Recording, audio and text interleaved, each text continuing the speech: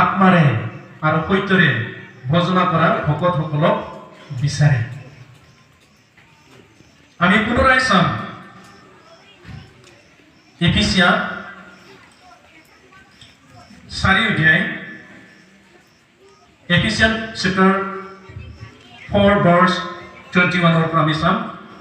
তোমালোকেতো তেওঁৰ কথা শুনিলা আৰু যীশুত থকা সত্যতাৰ দৰে তেওঁৰ শিক্ষা পালা, অৰ্থাৎ প্ৰবঞ্চনাৰ অভিলাষৰ দৰে নষ্ট হৈ যোৱা পুৰাতন পুৰুষক পূৰ্বকালৰ আচাৰৰ কথা সলাই থৈ নিজ নিজ মনৰ আত্মাক নতুন কৰা হৈ সত্যতাৰ ধাৰ্মিকতা আৰু পবিত্ৰতাত ঈশ্বৰৰ প্ৰতিমূৰ্তিৰ দৰে সৃষ্ট হোৱা নতুন পুৰুষক পিন্ধিবলৈ তোমালোকে শিক্ষা পালা। Praise the lord.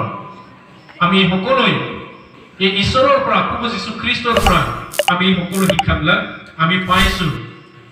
আমি ইয়াৰ পৰা আৰু উভতি যাই পেলাই আমি চাম যে 19 পদত কৈছে, আৰু তেওঁবিলাকে এনেকুৱা মানুহ যে তেওঁবিলাকে সাৰ নাইকিয়া হৈ অতি লোভেৰে সকলো অখচি কৰ্ম কৰিবলৈ লম্পট আচৰণত নিজক সদায় দিলে, কিন্তু তোমালোকে হলে সেইদৰে খ্ৰীষ্টক শিকা নাই। আমি তেনেকা শিকা নাই।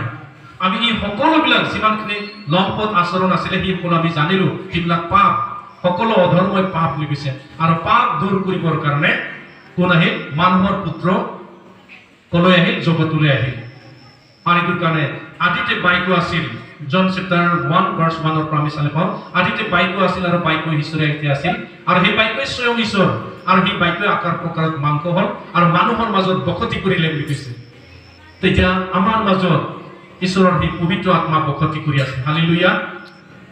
আৰু সেইকাৰণে আজি আমি কি কৰি আছো? চিঞৰি আছো যে সাৰ পাবৰ সময় হল, জাগিবৰ সময় হল, অসত্যতাবিলাক এৰি থৈ পেলাই সত্যতাক সাৱটি লৈ থাকিবৰ সময় হল, সকলো অধৰ্ম কাৰ্যবিলাক এৰি থৈ আমাৰ পুৰণা কাপোৰ যেনেকা ফাটিলে আমি এইটো খুলি পেলাই এইটো পেলাই পেলাই নতুন বস্ত্ৰ লওঁ, ঠিক তেনেকা নিচিনা ঈশ্বৰৰ এই বাক্যৰ দ্বাৰাই আমি কি কৰিব লাগে? আমি খ্ৰীষ্টক পিন্ধি পেলাই আমি খ্ৰীষ্টীয় আচৰণ কৰিব লাগে। কাৰণ কিয়নো আমাক কি কৈছে? ঈশ্বৰৰ প্ৰতিমূৰ্তি, ইমেজ অফ গড, ঈশ্বৰৰ ইমেজৰ নিচিনা, ঈশ্বৰ যেনেকুৱা তেনেকা নিচিনা আমাক সৃষ্টি কৰিছিলে, কিন্তু আমি পাপৰ প্ৰবঞ্চনাত পৰি পেলাই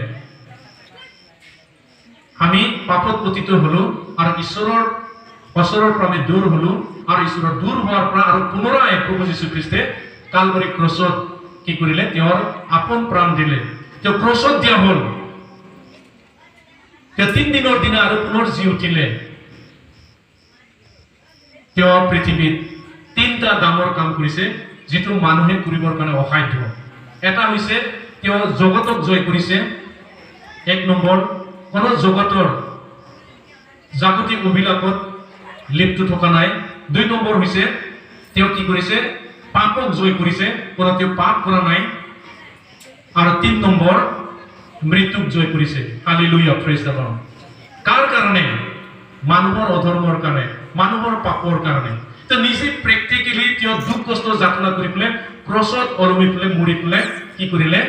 মানুহক জীৱন দিবৰ কাৰণে তেওঁ সম্পূৰ্ণ প্ৰমাণ দি পেলাই, সম্পূৰ্ণ প্ৰেক্টিকেলি তেওঁ মৃত্যুৰ পৰা জীৱনলৈ জীয়াই পেলাই তেওঁৰ শিষ্যবিলাকক দৰ্শন দি পেলাই তেওঁ আৰু প্ৰমিছ কৰিছে, চোৱা মই তোমালোকৰ জগতৰ শেষলৈকে তোমালোকৰ সংগে সংগে থাকিম বুলি প্ৰতিজ্ঞা কৰিছে। আমি মাথিউ চেপ্টাৰ 28 আমি 20 আমি চালে দেখিবলৈ পাওঁ।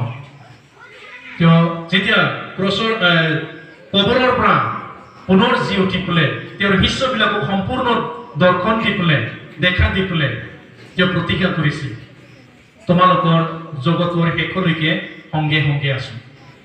তেনেহলে আমাৰ লগত যদি থাকে ইমানুৱেল, আমাৰ লগত যদি থাকে কিহৰ চিন্তা? সেইটোৰ কাৰণে আহক আজি আমি গভীৰ হিচাপে চিন্তা কৰি চাম আমি ক'ত আছো। সেইকাৰণে মৃত্যুবিলাকৰ মাজৰ পৰা আমাক সাৰ পাবৰ কাৰণে সময় হল বুলি কৈছে। কাৰণ কিয়নো এই কাল মন্দ, আমি মন্দ দিনত আমি খ্ৰীষ্টক পাইছো। আমি সৌভাগ্য, আমি লাখি 100%